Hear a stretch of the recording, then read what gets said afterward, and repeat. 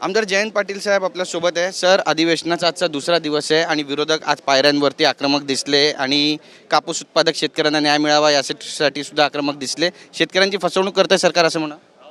शेतकऱ्यांची फसवणूक चालूच आहे. कापसाला भाव नाही, सोयाबीनला भाव नाही, सोयाबीनची खरेदी केंद्र मर्यादित आहेत.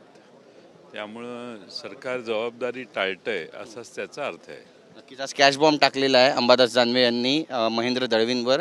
आणि हे कोण आहेत आमदार असं ओळखा अशा पद्धतीचं ट्विट त्यांनी केलं आहे. पैशांचे बंडल दाखवलेत. पैशाची रेलचेल किती आहे राज्यातल्या राजकारण्यांच्याकडं याचं हे उदाहरण आहे. आणि नक्कीच हा नगरपालिकेतल्या निवडणुकींचा असेल. आणि मला वाटतं की महापालिका आणि जिल्हा परिषद याच्यापेक्षा मोठे बॉम्ब फुटतील. त्यामुळे एकंदर राजकारण कशाच्या आधारावर, या जनाधाराचा आधार काय, हे सतत त्यातनं प्रतिद्वंदित होते. नक्कीच. पण महेंद्र थोरवे तर म्हणतायत की कुठेतरी यामध्ये राष्ट्रवादीचे जे नेते आहेत त्यांचा सुद्धा हात असू शकतो. रायगडचे जे राष्ट्रवादीचे नेते आहेत. सोर्स काय हा महत्त्वाचा मुद्दा नाही, काय आहे हा महत्त्वाचा मुद्दा आहे. स्टोरी काय बनवली कुणी हा भाग वेगळा, स्टोरी काय याला महत्त्व असतं. सुनील तटकरे यांचं जर नाव घेत असतील तर मग कुठेतरी बेबनाव आहे महायुतीमध्ये असं म्हणावं, धुसफूस आहे आणि हे सगळं रक्तरंजित राजकारणाला सुरुवात झाली रायगडमध्ये. ते तर आहेच, परंतु मी कुठून माहिती आली याला जास्त महत्त्व देण्यात या केसमध्ये अर्थ नाही. पण माहिती जी आलेली आहे ती धक्कादायक आहे. आणि कुणी दिली याच्यापेक्षा कुणाकडे आहे पैसे, हे कुणाकडे दिसले, कोण आहेत, याला जास्त महत्त्व आहे असं मला वाटतं. पेपरवर निवडणुका घ्या अशी मागणी करतात नाना पटोले. कसं पाहता याकडे? कारण मागणी काय असणार आहे राष्ट्रवादीमधून? बॅलेट पेपरवर अजूनही राज्य सरकारला संधी आहे. निवडून आलेल्यांना आत्मविश्वास नसतो की आपण खरंच मताने निवडून आलो आहे.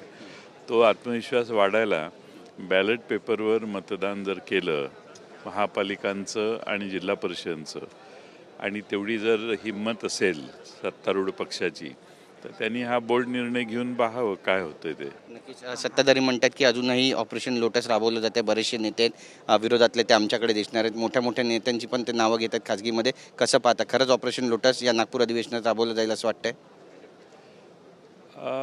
मला माहीत नाही की ते कधी राबवणार आहेत. पण रोज आवक चालूच आहे ना त्या पक्षात. कारण हां, यामागचं कारण विशेष काय वेगळी, प्रत्येकाची कारणं वेगळी असू शकतात. जाण्याला कारण लागत नाही. नक्की. धन्यवाद आमच्याशी बातचीत केल्याबद्दल. तर आपण पाहतोय जाण्याला कारण लागत नाही असं म्हणतात जयंत पाटील. आणि नागपूर अधिवेशनामध्ये आता सत्ताधारी आणि विरोधक यांच्यातला जो संघर्ष आहे तो सुरू झालेला आहे असं म्हटलं तर गैर ठरणार नाही. कॅमेरा पर्सन योगेश गुरवचा, गिरीश गायकवाड, TV9 मराठी, नागपूर.